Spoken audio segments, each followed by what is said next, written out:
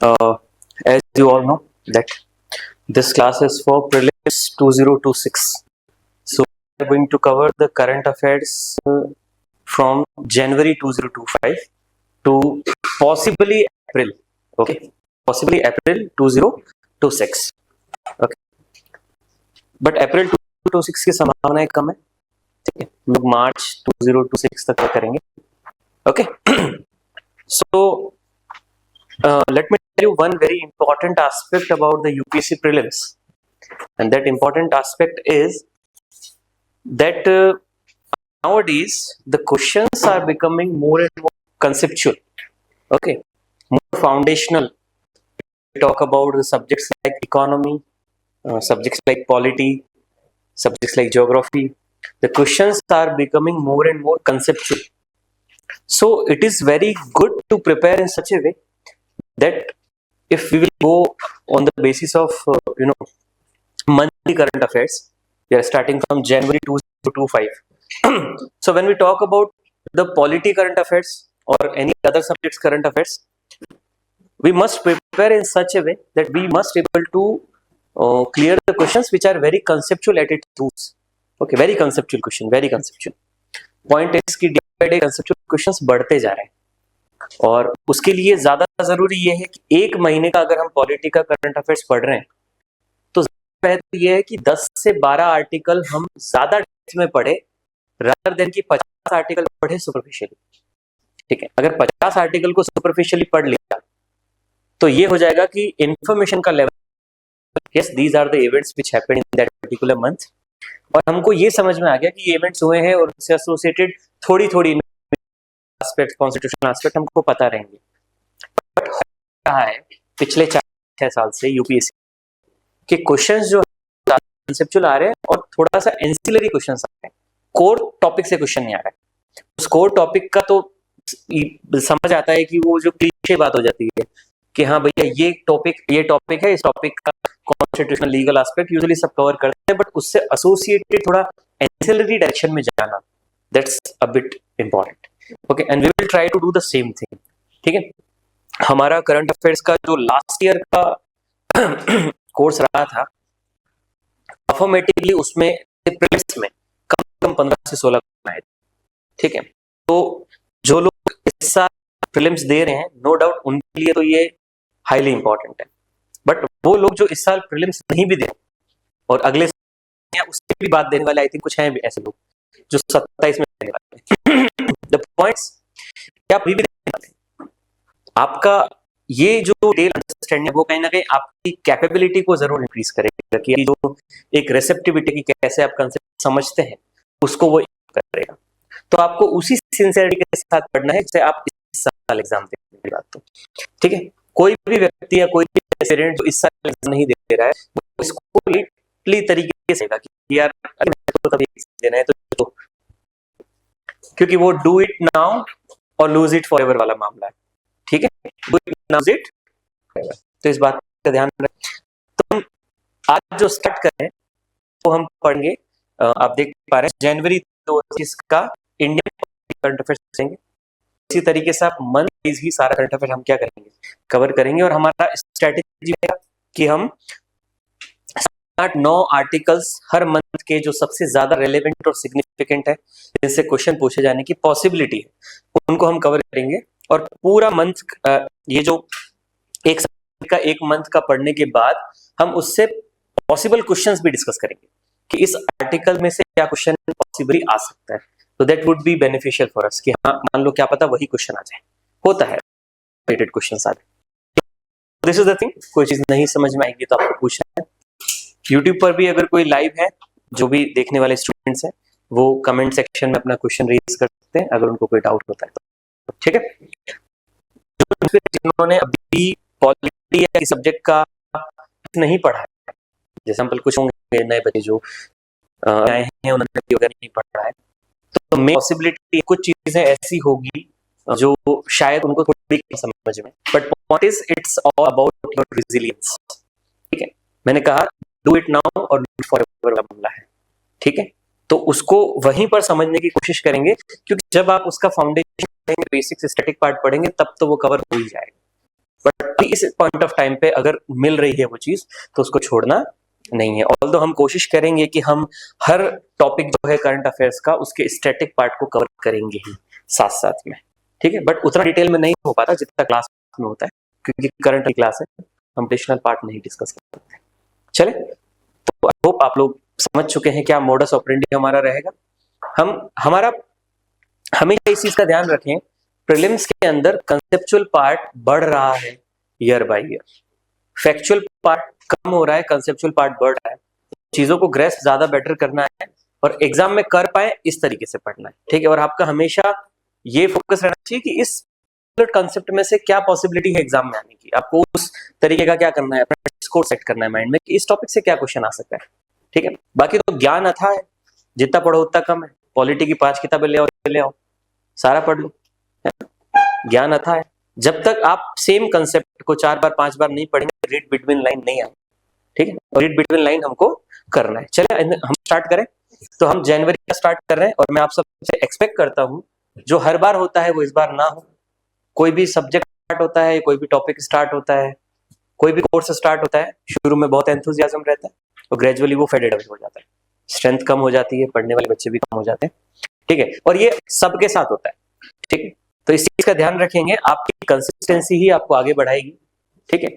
आपकी लाइफ में उथल पुथल चलती है, किंतु अगर आपको करना है, if you want to do something, आपको इन सारी चीजों के साथ डील करना पड़ेगा, आपको प्रैक्टिस करना पड़ेगा अपनी पढ़ाई। नहीं करेंगे तो उतार चढ़ाव तो सबके जीवन में चलते हैं, इसीलिए तो मेजोरिटी नहीं कर पाते। और इजी होता तो सब नहीं कर लेते, इजी होता तो सब नहीं कर लेते। इस यूपीएससी एग्जाम की डिफिकल्टी सिर्फ इसके कंटेंट नहीं है, कंटेंट वाइज ये one of the very ordinary exam है। कंटेंट वाइज मैं tell you, content wise UPSC difficult exam नहीं है, ठीक है। ये मुश्किल हो जाता है क्योंकि ये आपकी क्षमता को चेक कर रहा होता है कि आप डिफरेंट एटमॉस्फेयर में कैसे अपने आप को क्या करते हैं, कंसिस्टेंसी से मेंटेन रखते हैं। इसमें सिर्फ ज्यादा है, मुश्किल नहीं है, सिर्फ क्या है, ज्यादा है ना यार। बूफे में जाते हैं ना खाना खाने, 20 तरह की सब्जियां, 10 तरह की मिठाई, खाने के लिए सब कुछ रखा हुआ है, पर मोस्ट ऑफ टाइम ऐसे बूफे वेरी इंपॉर्टेंट। और उसके बुद्धि का व्यक्ति बनने के लिए आपको बहुत ज्यादा कुछ नहीं करना, थोड़ी सी मेहनत, खुद पे काम, खुद के साथ थोड़ा क्या करना है। ये मैं जो आपको बता रहा हूँ, जल्दी सेटल डाउन हो जाइए।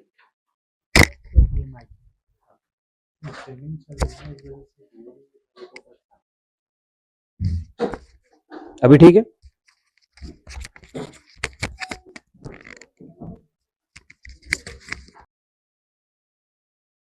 ठीक है सर। चलिए शांत हो जाइए। हाँ, और ये जो बात मैं आपको बता रहा हूँ ये अक्सर क्लास में बताई जाती है और ये लेक्चर नहीं है, ध्यान रखना, ठीक है। अगर किसी को लग रहा है कि ये लेक्चर है, सीधा कंटेंट पे आओ, बात की बात करो, करंट अफेयर्स की बात करो, ये क्या फालतू की इधर उधर की बातें कर रहे हैं, अगर आपको ये लग रहा है तो आपको मुबारक, I can't help it, because this is the most important part of your preparation. What you become in the process is more important. आप इस प्रक्रिया में क्या बनते हैं ये ज्यादा इंपॉर्टेंट है, ना कि आप मंजिल पे जाके बन जाएंगे, है ना। आईएएस बनने के बाद आपका व्यक्तित्व नहीं सुधरेगा, आपका सही व्यक्तित्व रहेगा तभी आप आईएएस बनोगे। इस बात को ध्यान से रखना अपने दिमाग में, ठीक है। कुछ लोग सोचते हैं कि यार जैसे आईएएस बनेंगे वैसे ही सूट बूट में आ जाएंगे, बातचीत करना कम कर देंगे, एकदम सिंसियर हो जाएंगे, है ना, हमारे अंदर पावर आ जाएगी, नहीं आएगी, ठीक है। कोई भी पद आपको बेहतर नहीं बनाता, वो पद सिर्फ आप जैसे हो उस चीज को ऑगमेंट कर देगा, ठीक है। अगर आप ईमानदार है वो आपकी ईमानदारी को बढ़ा देगा, अगर आप काइया टाइप के इंसान है ना तो आप बड़े काइया टाइप के हो जाएंगे, समझ आ रहा है। अगर आप इरिटेटिंग है ना तो आप और ज्यादा बड़े इरिटेटिंग पर्सन हो जाएंगे। वो जो प्रतिष्ठा आएगी ना पद के साथ, वो आपको बड़ा बनाएगी जैसे आप पहले थे। आज आप ईमानदार हैं, आईएएस बनने के बाद और ज्यादा ईमानदार होकर निखरेंगे, ठीक है। आज अगर आप कम बात करते हैं, अगर स्थिर बुद्धि के हैं, आईएएस बनने के बाद और ज्यादा स्थिर बुद्धि के हो जाएंगे, ठीक है। तो वास्तविकता यह है कि वो आपके व्यक्तित्व को सुधारेगा नहीं, वैसा व्यक्तित्व रहेगा तो आप वहां तक जा पाओगे, ठीक है। तो इसका ध्यान रखेंगे सर। चलिए, ये बातें तो अक्सर बीच बीच में होती रहेगी सर, ठीक है। अभी हम स्टार्ट करते हैं पढ़ना इंडियन पॉलिटी। हम लोग जनवरी 2025 से स्टार्ट कर रहे हैं, क्योंकि कम से कम 1.5 साल का करंट अफेयर्स तो यूपीएससी आजकल पूछ ही लेता है। 2 का भी पूछ लेता है, कभी कभी 2.5 साल का भी पूछ लेता है। यूपीएससी के अंदर करंट अफेयर्स के जो क्वेश्चन आते हैं उसके अंदर एक बात लिखी रहती है, इन रीसेंट टाइम्स। क्या लिखा रहता है? Recent times. ठीक है। 2025 के प्रीलिम्स में एक क्वेश्चन आया कि in recent times this particular thing was in news, it was affiliated to what? Okay, किससे affiliated? Affiliated to which of them? नीचे एबीसीडी था। 2025 का प्रीलिम्स कब हुआ था सर? मई 2025 में। और उसमें क्वेश्चन क्या था? इन रीसेंट टाइम्स। इसका मतलब रीसेंट टाइम कितना होगा सर? अप्रैल, मार्च, फरवरी, जनवरी, दिसंबर, है। 2025 के प्रीलिम्स में 2024 को भी मैं रीसेंट मान लूं, पर 2023 की न्यूज का क्वेश्चन था जो 2025 के प्रीलिम्स में रीसेंट न्यूज के नाम पे आया। बात समझ आ रही? इसका क्या अर्थ है? इसका अर्थ है कि यूपीएससी जो है वो सनम बेवफा है, वो भरोसे लायक नहीं है, बिल्कुल भरोसे लायक नहीं है। ठीक है, हाँ, बिल्कुल भरोसे लायक नहीं है यूपीएससी। वो कुछ भी पूछ सकता है, वो कभी भी ट्रेंड भी चेंज कर सकता है विदाउट इन्फॉर्मिंग यू, और वो इतने साल से यही करता आया है। समझे? एक साल ट्रेंड कुछ और था, अगले साल सडनली ट्रेंड कुछ और आ गया। आप पेपर का प्रिपरेशन करके गए हो, एक ट्रेंड होता है दिमाग में कि इस तरीके के क्वेश्चंस आ रहे हैं सर, है ना, और सडनली आप वहां जाते हो, आप कह रहे हो यार ये इस टाइप का क्वेश्चन था ही नहीं फ्रेम में, ये तो ये जो आउट ऑफ सिलेबस है। आप एग्जामिनर को बुला रहे हो, ये आउट ऑफ सिलेबस है, बैठ भगा देगा वो। होता है। इसका मतलब you should be ready to face the changes. आपको उसके लिए भी क्या करना है? अपने आप को तैयार रखो। एक बात है, बस करना है, दैट्स इट। कैसे भी करना है, चेंज हो पैटर्न तो भी करना है, सिलेबस बढ़े तो भी करना है, ठीक है, पड़ोसी मर गया तो भी करना है ना, खुद की टांग टूटी तो भी करना है, करना है, दैट्स इट। उसके सामने कोई परिस्थिति मायने नहीं रखती, तो रेडी योरसेल्फ। चलिए स्टार्ट करते हैं। मॉडस ऑपरेंडी वही रहेगा सर, हम लोग 5-6 article, 7 article, 8 article per month जो है उनको ज्यादा डिटेल में पढ़ेंगे, रादर देन की 50 आर्टिकल सुपरफिशियली पढ़े। ठीक है, 50 आर्टिकल सुपरफिशियली पढ़ने हैं आपको। अब मार्केट से कोई भी मैगजीन उठा लो, है ना, जनवरी का मैगजीन उठाओगे मिल जाएगा, वो दे देगा छोटे छोटे आर्टिकल, ये न्यूज, ऑल इंडिया रेडियो का समरी ये है, ठीक है, ये योजना का समरी ये है, कुरुक्षेत्र का समरी ये है, हिंदू का समरी ये है, एक्सप्रेस का समरी ये है, जनसत्ता का ये, सब दे देंगे, हमको नहीं जाना है वैसे। ठीक है, 7-8 आर्टिकल पढ़ेंगे एक मंथ के, बट उनका पेरिफेरल पूरा नॉलेज रखेंगे कि उसमें से क्वेश्चन आया तो गलत नहीं होना चाहिए। ठीक है, चलिए, और ऐसा ही होगा, उसी में से आएगा क्वेश्चन, बशर्ते कि आप सिंसियर रहें। चलिए ओके, सो कंटेंट हम लोग क्या पढ़ने वाले हैं सर जनवरी के करंट अफेयर्स के अंदर? 6 आर्टिकल्स को हम डिटेल में डिस्कस करने वाले हैं। इन 6 आर्टिकल्स को, पहला आर्टिकल है right to property. Right to property आप जानते हैं सर, प्रॉपर्टी मतलब आपकी संपत्ति, राइट टू प्रॉपर्टी मतलब संपत्ति का अधिकार। सर, संपत्ति के अधिकार पे सुप्रीम कोर्ट ने 2025 में एक जजमेंट दिया था सर। ऑल्दो वो जजमेंट इतना ज्यादा रेलेवेंट नहीं है, बट क्योंकि ये पर्टिकुलर टॉपिक यूपीएससी के लिए रेलेवेंट है, तो हम राइट टू प्रॉपर्टी को पूरा का पूरा जोड़ के चलेंगे कि उसका अतीत क्या था, उसका हिस्ट्री क्या था, और उससे जुड़ी हुई क्या कंसेप्ट है जिनसे क्वेश्चन आने की क्या है possibility. So first article we are going to discuss, which we discuss today only, that is right to property. Okay, now here comes the second article which we will discuss, that is chief election commissioner. Nowadays election commission is in very much news, we know. ठीक है, election commission of India बहुत news में है। ये aspect जो है ये actually chief election commissioner जो है उसके अपॉइंटमेंट को लेकर है सर। कि चीफ इलेक्शन कमिश्नर जो है, जो कि भारत का जो चुनाव आयोग है उसका मुख्य जो एग्जीक्यूटिव होता है, चीफ इलेक्शन ऑफिसर है, उसका अपॉइंटमेंट कैसे होता है, ठीक है, उसके बारे में है, डिटेल में डिस्कस करेंगे। Second article. Third would be the pay commission. बहुत ज्यादा न्यूज में सुन रहे होंगे, 8th पे कमीशन लग रहा है सर। सारे सरकारी कर्मचारी जो है, पेंशनर्स हैं, वो चिंतित है सर, कैसा पैसा बढ़ेगा घटेगा, क्या होने वाला है, मोदी जी क्या करने वाले हैं। ठीक है, तो पे कमीशन जो होता है वो क्या होता है, उसका लीगल सेंटिटी क्या है, कहां से कंसेप्ट निकल के आता है, आज तक कितने पे कमीशन बने हैं, रिसेंट पे कमीशन जो बना है उसने क्या रिकमेंडेशन दिए हैं, कब लागू होने वाले हैं, क्या चेंजेस हैं, associated terms. That would be our third article, that is the pay commission. Okay, here comes the political funding. Fourth article would be political funding. आप जानते हैं सर, पॉलिटिकल फंडिंग का मतलब है कि इंडिया में पॉलिटिकल पार्टीज की funding कैसे होती है, कैसे उनको पैसा मिलता है, क्या कॉन्स्टिट्यूशनल स्टेटस है, क्या लीगल स्टेटस है, और उसका क्या फायदा क्या नुकसान है, और अभी कहीं ना कहीं ट्रांसपेरेंसी की कमी है क्या, क्या वो लेवल प्लेइंग फील्ड को बिगाड़ता है, कौन सी पॉलिटिकल पार्टी को ज्यादा फंडिंग मिल रही है, इलेक्ट्रल बॉन्ड क्या होते हैं सर, सुप्रीम कोर्ट का जो वर्डिक्ट था 2023 के दिसंबर का कि भैया इलेक्ट्रल बॉन्ड की स्कीम जो है उसको सुप्रीम कोर्ट ने क्या कर दिया, बंद कर दिया। क्या है इलेक्ट्रल बॉन्ड की स्कीम, ठीक है, और उसका लीगल स्टेटस क्या है, हम इन सब चीजों के बारे में बात करेंगे। और अभी करंटली किस रूट से पॉलिटिकल पार्टीज को फंडिंग होती है सर, बात समझ में आ रही, ठीक है, that would B part political funding. Here comes ERP doctrine. ERP का क्या मतलब है, असेंशियल रिलीजियस प्रैक्टिसेस। अब ये डॉक्ट्राइन आई होप कुछ लोगों को पता होगा, कुछ लोगों को नहीं पता होगा, क्लासरूम में हम लोग पढ़ते हैं असेंशियल रिलीजियस प्रैक्टिस डॉक्ट्राइन। ये सुप्रीम कोर्ट ने ही इजाद किया था इस डॉक्ट्राइन को, ठीक है। तो कौन सी प्रैक्टिस जो होती है वो रिलीजन से, रिलीजन की असेंशियल प्रैक्टिस है, और कौन सी प्रैक्टिस रिलीजन की असेंशियल प्रैक्टिस नहीं है, क्योंकि हमको पता है कि भारत के अंदर सारे रिलीजन्स को अपना जो कंडक्ट है, अपना जो प्रोफेस करने का फंडामेंटल राइट है sir, freedom to religion.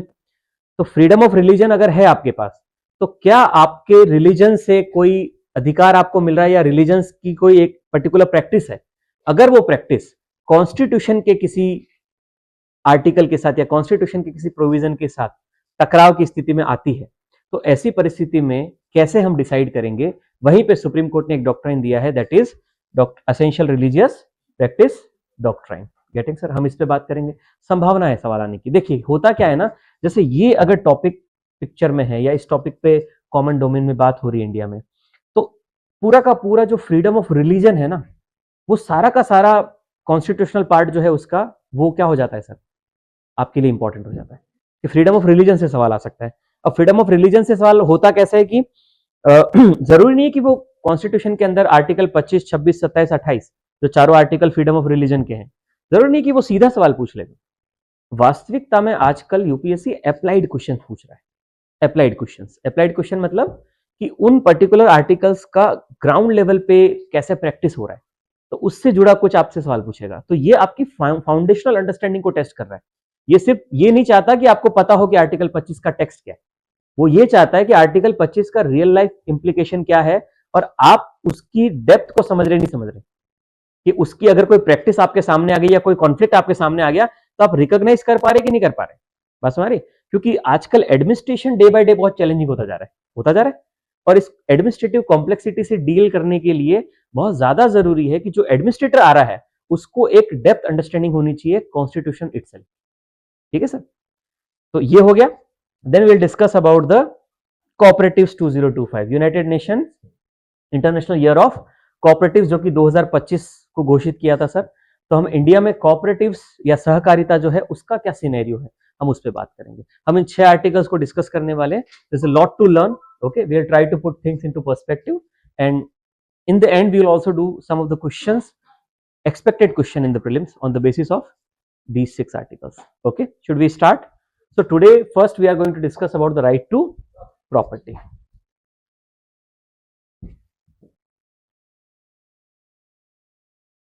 Okay, right to property, anybody, किसी को पता है right to property क्या होता है, any idea? Raise your hand. No, don't answer directly. Yes, anybody, what is right to property?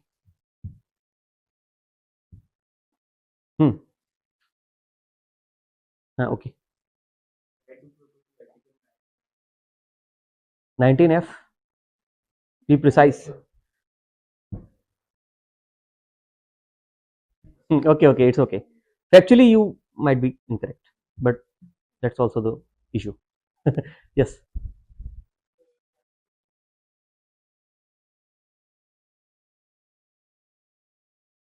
Golmaal देखिए, गोलमाल देखिए, हाँ, उसमें ना वसूली भाई है, ठीक है, वसूली भाई क्या बोलते हैं उसको, जल्दी बोल पनवेल निकलना है, तो थोड़ा जल्दी भाई। प्रॉपर्टी खरीदने का राइट, अच्छा ओके, इतना क्लीशे आंसर कैसे दे रहे हो यार, थोड़ा स्पेसिफिक तो दो।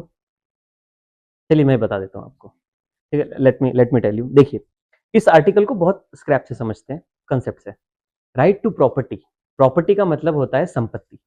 संपत्ति का क्या मतलब होता है, संपत्ति 2 तरह की होती है, मूवेबल और इमूवेबल। मूवेबल का क्या मतलब है सर, ये पेन है, ये मेरी संपत्ति है, मैंने जेब में डाला, मैं ले गया।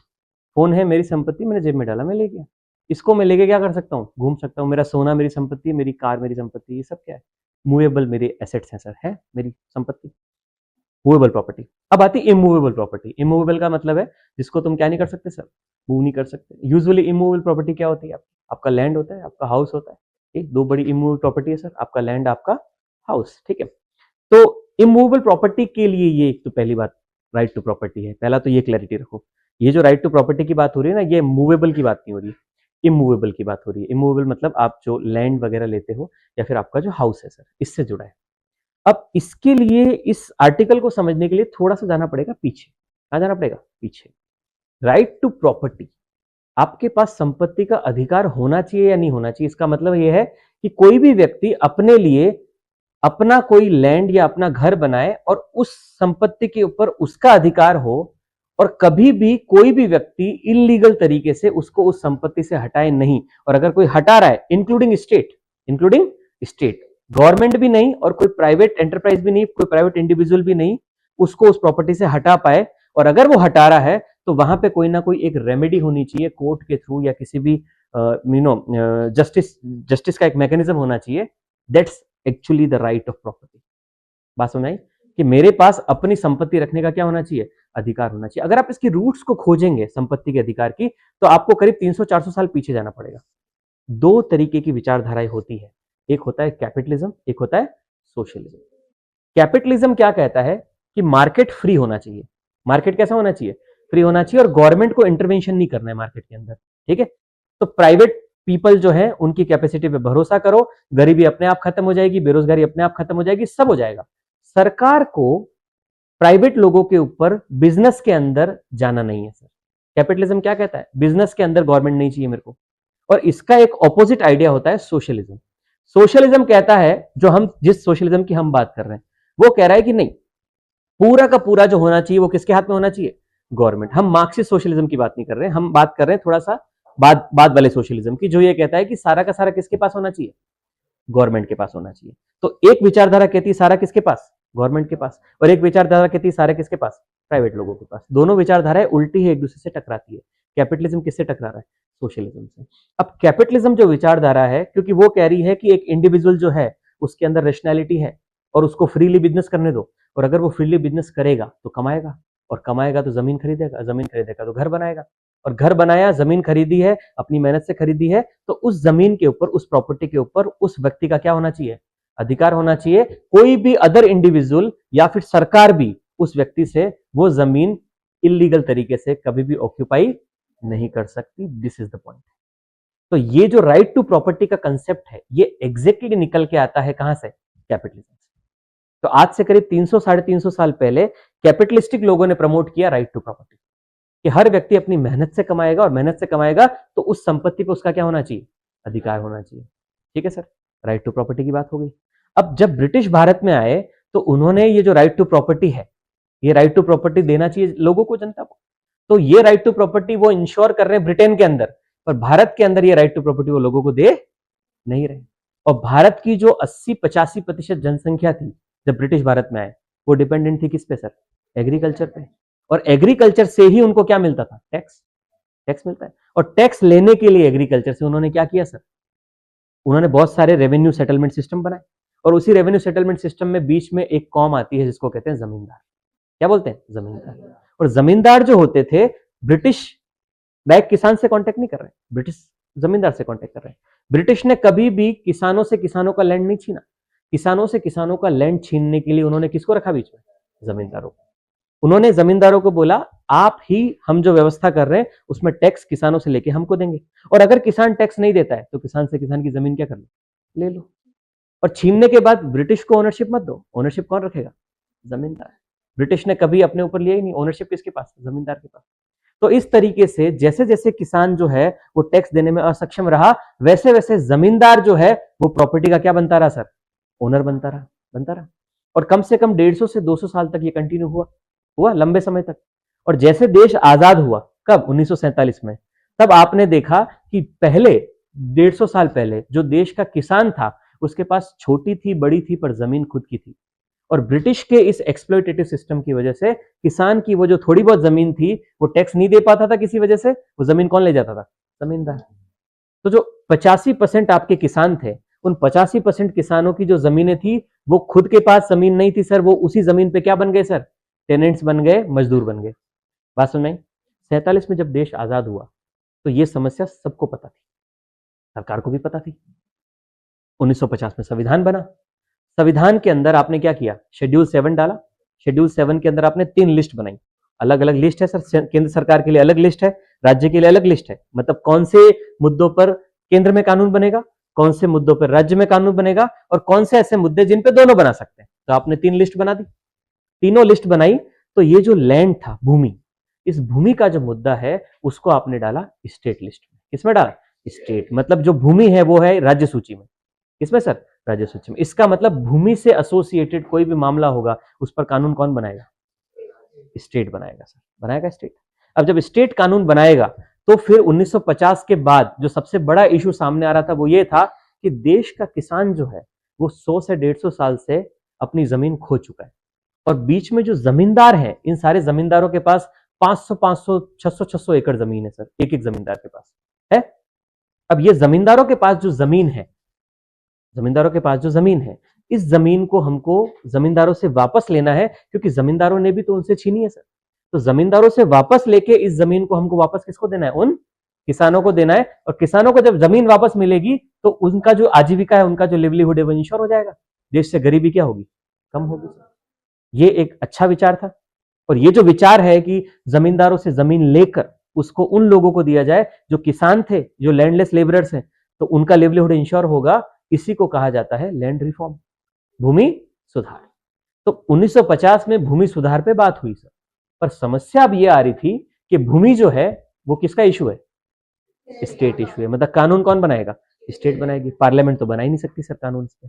तो पार्लियामेंट ने सभी राज्यों को बोला कि आप अपने यहाँ पे क्या करें सर? भूमि सुधार करें। तो सारे राज्यों ने क्या किया? कुछ राज्यों ने अपने यहाँ पे भूमि सुधार स्टार्ट किया। उन्होंने बोला कि हम क्या करेंगे? पहले तो जमींदारी को अबॉलिश किया, जमींदारी को क्या करो? खत्म करो। और जमींदारों के पास जो एक्सेस जमीन है एक्स्ट्रा, उस जमीन को ले गए। कौन लेगा सर? राज्य लेगा। राज्य लेने के बाद वो उन लोगों को देगा जिनके पास जमीन नहीं है। इसको भूमि सुधार, इसको कहते हैं लैंड एक्वायर करना, और उसके बाद लैंड को डिस्ट्रीब्यूट करना। It is called redistribution of land. Getting it sir? Surplus से ले लो और जहां पे कम है, वहां पे डिफिसिट है, उसको दे दो सर। तो इससे क्या होगा? वेल्थ का रीडिस्ट्रीब्यूशन हो रहा है। ये करना था सर। अब समस्या इसके अंदर क्या आई? इसके अंदर समस्या आई कि आपने जब संविधान बनाया तो संविधान बनाते समय आपने एक अधिकार डाला सर, और वो अधिकार डाला आपने आर्टिकल 19 के अंदर। आर्टिकल 19 का पहला भाग और पहले का सब क्लॉज एफ, ठीक है, और उसके अंदर आपने डाला राइट टू प्रॉपर्टी। क्या डाला? राइट टू प्रॉपर्टी, संपत्ति का अधिकार। इसका मतलब ये संपत्ति का अधिकार वास्तविकता में कैपिटलिस्टिक माइंडसेट वाला अधिकार था, ठीक है। पर कैपिटलिस्टिक माइंडसेट की सारी चीजें बुरी नहीं है। अगर कोई व्यक्ति अपनी मेहनत से कमा रहा है तो डेफिनेटली उसको संपत्ति का अधिकार देना तो बनता है सर, बनता है। पर इस अधिकार को फंडामेंटल राइट में डाला हुआ था। इसका मतलब क्या है कि अगर किसी व्यक्ति का ये अधिकार वायलेट होता है तो वो सीधा कहां जा सकता है? सुप्रीम कोर्ट जा सकता है, क्योंकि फंडामेंटल राइट का प्रोटेक्टर कौन है? Supreme court of India. समझ गए? अब क्या किया, सारे के सारे जो राज्य हैं उन राज्यों ने अपने यहां जमींदारी एबॉलिश करी, राज्यों ने अपने यहां लैंड सीलिंग एक्ट लगाया। सीलिंग का क्या मतलब है कि एक जो लैंडलॉर्ड होगा या एक व्यक्ति, लैंडलॉर्ड तो खत्म कर दिया, जमींदारी को तो पूरा ही क्या कर दिया? खत्म कर दिया। और सीलिंग एक्ट बनाए। सीलिंग एक्ट में उन्होंने बोला कि एक व्यक्ति जो है वो मैक्सिमम एक लिमिट से ज्यादा खुद के ऊपर लैंड होल्डिंग नहीं रख पाएगा। मतलब एक व्यक्ति के पास 20 एकड़ से ज्यादा नहीं होगी, 15 एकड़ से ज्यादा नहीं होगी। हर राज्य ने अलग अलग क्या बना दिया? कानून बना दिया। अब जैसे ही ये कानून बना वैसे ही ये जो जमींदार है, इन जमींदारों में से कई जमींदार कहां पहुंच गए? Right to property, fundamental right. भाई आजादी में जब आप 1950 में संविधान लागू हुआ तो राइट टू प्रॉपर्टी तो दिया ना। तो ऑन पेपर या लीगली या जो पहले सिस्टम चल रहा था उस सिस्टम के हिसाब से तो जमीन जमींदारों की थी। जमींदार काफी कहां पहुंच गए? सुप्रीम कोर्ट पहुंच गए। अब पार्लियामेंट को यह समझ में आया कि भैया ये तो समस्या है। ये क्या है? समस्या है। ऐसे तो फिर कोर्ट भरा रहेगा इससे और हम लैंड रिफॉर्म कर नहीं पाएंगे, कोई राज्य भी नहीं कर पाएगा। तो पार्लियामेंट ने उस समय क्या किया? एक एक्ट पास किया, ठीक है। और उन्होंने कॉन्स्टिट्यूशन के अंदर 2 नए आर्टिकल डाले। 31 के अंदर। अब ये आर्टिकल 31 क्या है? एक्चुअली आपका जो राइट टू प्रॉपर्टी है वो आर्टिकल 31 है। आर्टिकल 31, आर्टिकल 19(1) का एफ जुड़ा हुआ है आर्टिकल 31 से, दोनों मिलके क्या बनते हैं आपके? Right to property. अब ये आर्टिकल 31 के साथ क्या आ रहा था? इशू आ रहा था। 31 के इशू को सॉल्व करने के लिए उन्होंने क्या किया सर? 31A और 31B दो आर्टिकल कॉन्स्टिट्यूशन में क्या किए? ऐड किए सर। और इन दो आर्टिकल के अकॉर्डिंग उन्होंने एक शेड्यूल और ऐड किया कॉन्स्टिट्यूशन में, उसका नाम था शेड्यूल 9। उसके पहले आपके पास कितने शेड्यूल थे? 8। अब नवा शेड्यूल निकल के आता है और उस 9 शेड्यूल के अंदर उन्होंने जो 31B के अंदर डाली स्टेटमेंट, वो ये डाली कि कोई भी स्टेट जो है अगर वो लैंड रिफॉर्म करता है तो वो लैंड रिफॉर्म एक्ट जो होगा वो शेड्यूल 9 में प्लेस्ड होगा, और शेड्यूल 9 में जो भी एक्ट प्लेस्ड होगा उसका जुडिशियल रिव्यू नहीं किया जा सकता। समझा रहे? तो ये फर्स्ट कॉन्स्टिट्यूशन अमेंडमेंट में आपका शेड्यूल 9 ऐड हो गया सर, हो गया 9 ऐड। और 9 ऐड हुआ इसका मतलब आपने राज्य के अंदर जो लैंड रिफॉर्म एक्ट्स हैं वो लैंड रिफॉर्म एक्ट को किसमें प्लेस कर दिया? शेड्यूल 9 में। और शेड्यूल 9 में जो लैंड रिफॉर्म एक्ट रहेगा उसका जुडिशियल रिव्यू, उसकी न्यायिक समीक्षा नहीं होगी सर। पर ये कतई ये नहीं कह रहा था कि फंडामेंटल राइट का वायलेशन नहीं माना जाएगा। बात समझ आए? उन्होंने सिर्फ ये कहा कि राज्य जो एक्ट बनाएंगे उस एक्ट का जुडिशियल रिव्यू नहीं होगा सर, किंतु ये नहीं कहा कि राज्य जो लोगों को फंडामेंटल राइट मिल रहा है प्रॉपर्टी का वो नहीं मिलेगा, वो तो मिलेगा सर। ठीक है। अब यहां पे इंपॉर्टेंट बात ये भी थी एक और, वो ये थी कि जिस भी व्यक्ति को राइट टू प्रॉपर्टी मिल रहा था, इसके अंदर एक बात और लिखी हुई थी, और वो ये लिखी हुई थी कि अगर राइट टू प्रॉपर्टी है क्या एग्जैक्टली, 19(1)(f) में जो लिखा हुआ है या 31 में जो लिखा हुआ है, एग्जैक्टली क्या लिखा हुआ है? एग्जैक्टली उसमें ये लिखा हुआ है कि सरकार जो है वो बिना कॉम्पनसेशन दिए या बिना कानून के उस व्यक्ति से वो लैंड नहीं ले सकती। बात समझ रही? मतलब कानून के अनुसार ही उससे क्या लेना पड़ेगा? लैंड लेना पड़ेगा। एग्जीक्यूटिव अपने मन से नहीं ले सकता। मैं आपको एग्जांपल बताता हूं। एग्जांपल के लिए कोई एक लैंड है सर, है लैंड, रायपुर की नगर निगम को लग रहा है कि इस लैंड पे हम लोग एक तालाब बनाना चाहते हैं। वो लैंड जो है वहां पे 3 लोगों की लाइन से जमीन है, और वहां पे रायपुर की नगर निगम चाहती है कि हम इस लैंड को लेना चाहते हैं। इस लैंड को अगर उनसे लेना है तो क्या तरीका है सर? रायपुर के नगर निगम उन तीनों को नोटिस देकर कि भैया 31 तारीख तक का टाइम है, आप इस जमीन को खाली करो, तुम्हारा जो कंपनसेशन होगा वो तुम्हें मिल जाएगा, ये करके जमीन उनसे नहीं ले सकती। दिस इज द पॉइंट, समझो इस बात को। राइट टू प्रॉपर्टी क्या है? ये जमीन जो है उन तीनों लोगों से, आपका जो एग्जीक्यूटिव है, एग्जीक्यूटिव कौन है? नगर निगम एग्जीक्यूटिव है सर आपकी, वो आपसे ये वाली जमीन नहीं ले सकती। अगर उनको ये जमीन लेनी है तो उनको ये जमीन लेने की पावर किसी ना किसी, या तो पार्लियामेंट के एक्ट से मिलनी चाहिए या फिर मिलनी चाहिए किसी स्टेट के कानून के अंडर। समझ आए? अगर नगर निगम को यह अधिकार है किसी कानून के अंदर, छत्तीसगढ़ की विधानसभा ने कोई कानून पास किया है कि भैया इस कानून के अंतर्गत नगर निगम जो है वो जनता से जमीन एक्वायर कर सकती है, तो अगर स्टैट्यूटरी बैकिंग है तो रायपुर की नगर निगम ये काम कर सकती है। आर्बिट्ररीली विदाउट स्टैट्यूटरी बैकिंग कोई भी एग्जीक्यूटिव लैंड एक्विजिशन नहीं कर सकता। This is right to property. समझ में आया? विदाउट स्टैट्यूटरी बैकिंग, कानून होना चाहिए उसके लिए, और उस कानून के अंडर पावर होनी चाहिए उस एग्जीक्यूटिव पर्सन के पास कि वो ऐसा कर सकता है, और अगर बैकिंग नहीं है तो वो नहीं कर सकता sir. It's as simple as that. This is your right to property. समझ में आया? तो आपका जो ओरिजिनल आर्टिकल था वो ये था कि कंपनसेशन देना कंपलसरी है। ध्यान से सुनो, जो ओरिजिनल आर्टिकल था उसके अंदर क्या लिखा था? कंपनसेशन देना कंपलसरी है सर, यही लिखा हुआ था। ठीक है। अब तकलीफ ये हो रही थी कि कंपनसेशन कितना। ठीक है, कानून बना दिया छत्तीसगढ़ की सरकार ने, छत्तीसगढ़ की विधानसभा ने कानून पास कर दिया। कानून पास करने के बाद उन्होंने बोला कि हाँ लैंड ले सकती है नगर निगम। नगर निगम आई और लैंड ले लिया, और लैंड लेने के बाद आपको 10,000 रुपए दे दिए ना कंपनसेशन। बात समझ आ रही?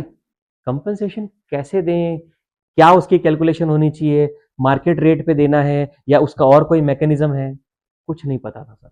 इसका मतलब जो कंपनसेशन मिल दिया जा रहा था उन लोगों से जिनसे लैंड लिया जा रहा है वो एकदम आर्बिट्ररी था सर। ठीक है, तो अगेन आर्बिट्ररी कंपनसेशन के बाद वो सारे के सारी चीजें कहां चली गई वापस? Case supreme court. और ये कब हो रहा था? आजादी के बाद की बात कर रहा हूं मैं। समझ रहे? इसका मतलब हुआ क्या? 19(1)(f) और 31 ये दोनों फंडामेंटल राइट थे, राइट टू प्रॉपर्टी। इस वजह से गवर्नमेंट जो है वो एक्वायर नहीं कर पा रही थी लैंड, इंफ्रास्ट्रक्चर के लिए लैंड एक्वायर करना है। आपने लैंड एक्वायर किया, आपने कंपनसेशन दिया, कंपनसेशन से वो खुश नहीं है, वो कहां चले गए? Supreme court. और वो जो प्रोजेक्ट आपको लाना था पब्लिक वेलफेयर के लिए, वो प्रोजेक्ट 5 साल से पड़ा हुआ है क्योंकि केस पेंडिंग है। अल्टीमेटली जो सोशल जस्टिस के लिए या डेवलपमेंट इंफ्रास्ट्रक्चर के लिए जो प्लानिंग या जो प्रोजेक्ट चल रहे थे, प्रोजेक्ट क्या हो गए सर? डिले हो गए डिले। ये कंटिन्यू चला 1950 से लेके 1978 तक। क्यों? क्योंकि सीधा सीधा ये केस कहां चला जाता था? सुप्रीम कोर्ट चला जाता था। सुप्रीम कोर्ट ओवरबर्डन भी हो गया केसेस की वजह से, हो गया, समस्या आ गई। फाइनली 1978 में 44th कॉन्स्टिट्यूशन अमेंडमेंट किया जनता पार्टी की गवर्नमेंट ने। मोरारजी देसाई उस समय देश के प्रधानमंत्री थे, और उन्होंने अमेंडमेंट करके ये जो 19(1)(f) है और जो 31 है, इन दोनों को ही यहां से क्या कर दिया? हटा दिया, और इनको कॉन्स्टिट्यूशन के पार्ट 12 में मिसलेनियस वाला एक चैप्टर है, उसके अंदर 300A के अंदर डाल दिया। कहां डाल दिया? 300A के अंदर। इससे क्या हुआ? वो अब फंडामेंटल राइट नहीं रहा। ध्यान से सुनना इसको, मैं आपको वही चीजें बताऊंगा जो एग्जाम में सीधी आती है, इसलिए सुनो ध्यान से। 300A में चला गया, संविधान में अभी भी है, संविधान में अभी भी है, बस अब वो फंडामेंटल राइट नहीं है। इसका क्या मतलब है कि अब अगर इसके अंदर कोई केस होता है तो क्या आप कोर्ट नहीं जा सकते? जा सकते हो, आप सुप्रीम कोर्ट नहीं जा सकते, समझे? क्योंकि आप फंडामेंटल राइट नहीं है। एफआर वायलेट होता है तो आप डायरेक्टली सुप्रीम कोर्ट जाते हो, ठीक है, पर अब वो फंडामेंटल राइट नहीं है। इसका मतलब आपने सुप्रीम कोर्ट को क्या कर दिया? सुप्रीम कोर्ट क्या, मेरे को रिलीफ मिला भैया, है ना, मेरे को दिन रात नींद नहीं आ रही, मेरे को प्रॉपर्टी के सपने आ रहे हैं, सुप्रीम कोर्ट के जजेस कह रहे हैं प्रॉपर्टी के सपने आ रहे हैं, तो सुप्रीम कोर्ट इस डोमेन से बाहर हो गया। तो पर क्या राइट टू प्रॉपर्टी को बिल्कुल हटा दिया गया? नहीं, कॉन्स्टिट्यूशनल राइट तो वो अभी भी है, ठीक है। ये यही हुआ कि बड़े भाई का जो सरदर्द था वो बड़े भाई ने छोड़ के किसको दे दिया? छोटे भाई को। सारा ओनस किस पर आ गया? High court. क्योंकि अब आर्टिकल 32 के अंदर Supreme Court right to property पर रिट इशू नहीं करेगा। अब आर्टिकल 226 के अंदर हाई कोर्ट जो है वो आर्टिकल 300A के अंदर रिट्स इशू करेगा, समझ में? तो बर्डन किस पे आ गया? हाई कोर्ट पे। पर कहीं ना कहीं इसकी जो सेवेरिटी है उसको थोड़ा सा लो कर दिया आपने, कि भाई अब ओनस हाई कोर्ट्स पे रहेगा, सुप्रीम कोर्ट पे नहीं आएगा, ठीक है। और मोस्टली जो केस बन रहा था वो बन रहा था कंपनसेशन से रिलेटेड। किससे बन रहा था? कंपनसेशन से जुड़ा, कि भैया कंपनसेशन फेयर नहीं है, और उसी कंपनसेशन की फेयरनेस के लिए लोग सुप्रीम कोर्ट जा रहे थे। तो उन्होंने कहा यार पहले सुप्रीम कोर्ट जा रहे थे, अब हाई कोर्ट जाएंगे, बात तो वही हो, हाई कोर्ट भी स्टे लगा देगा, स्टे लगा देगा तो प्रोजेक्ट तो वैसे ही पड़े रहेंगे, ये तो समस्या है फिर से। तो उन्होंने कहा, गवर्नमेंट ने कहा no no, let us check it. तो जो कॉन्स्टिट्यूशन अमेंडमेंट हुआ 1978 में, उन्होंने एक और बदलाव किया। उन्होंने बोला कि जो आर्टिकल 31 में लिखा हुआ है कि भाई आपको लेजिट कंपनसेशन देना कंपलसरी है। आर्टिकल 78 में क्या लिखा, आर्टिकल 31 में क्या लिखा हुआ था कि कंपनसेशन देना कंपलसरी है। अगर सरकार आपसे लैंड ले रही है तो सरकार आपको मस्ट क्या करेगी? कंपनसेशन देगी, और वो कंपनसेशन फेयर होगा नहीं होगा उसी पे डिस्प्यूट हो रहा था, है ना। तो उन्होंने क्या किया, जो अमेंडमेंट किया उसके अंदर कंपनसेशन का क्लॉज ही हटा दिया। तो अब आर्टिकल 300A जो है उसके अंदर राइट